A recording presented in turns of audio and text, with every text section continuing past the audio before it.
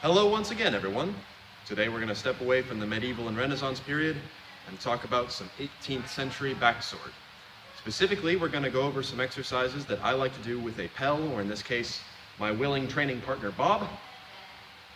And they're going to teach you a little bit about transition. We're going to cut to multiple sides, and it's something you can do very easily on your own.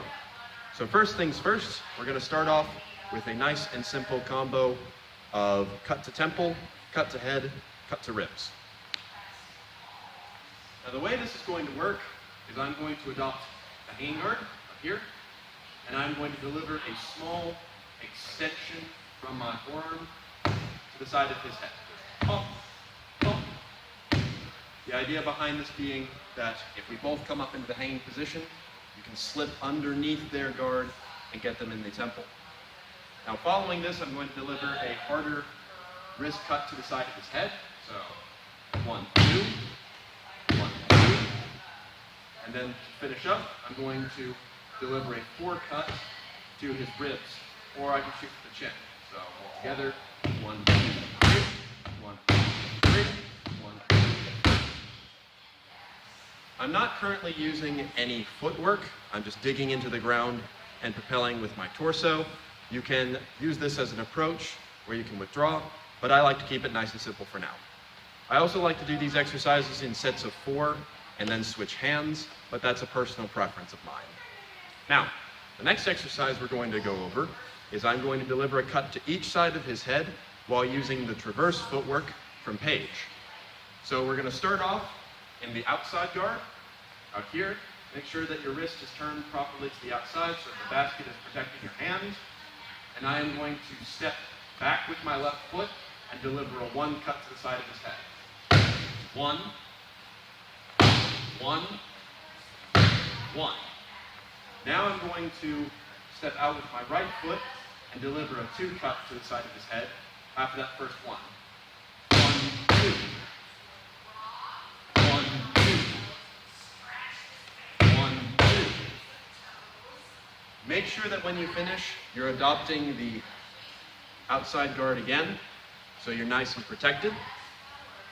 Now this next one, I'm going to start off from the inside and move to the outside. So we're here. I'm going to step with my back foot once again and deliver a 2 cut to the side of his head. So for 1, 1, 1, 1.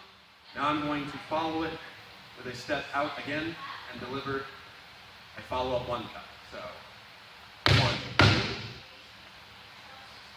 1, 2, 1, 2. And you want to end up in the inside guard once again. As you can see, I slipped there. Now, this next exercise, we're going to use the shift. The shift is on any sort of parry, in Angelo system at least, you're going to gather your feet back together, so if they faked and try to cut for the leg, you'll be perfectly fine.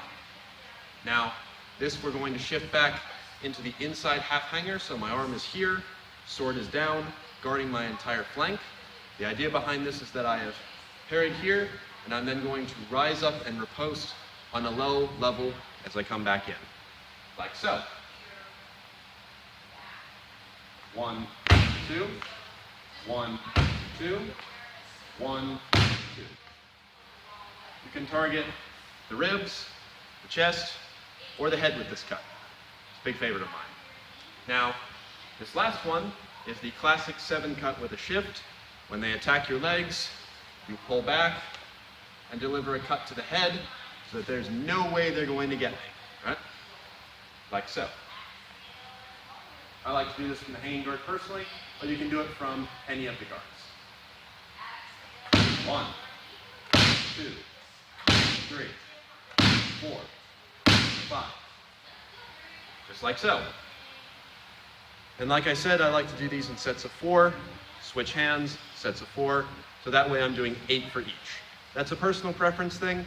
If you're mainly righty dominant, stick to the right hand. If you want to change a pace, you can of course switch things up, but I like to fight ambidextrously because I like to annoy my former mentor. Now, that's just what we're going to go over today. In another episode, I think I will be going over the manual exercise, But for now, we'll save that for another time.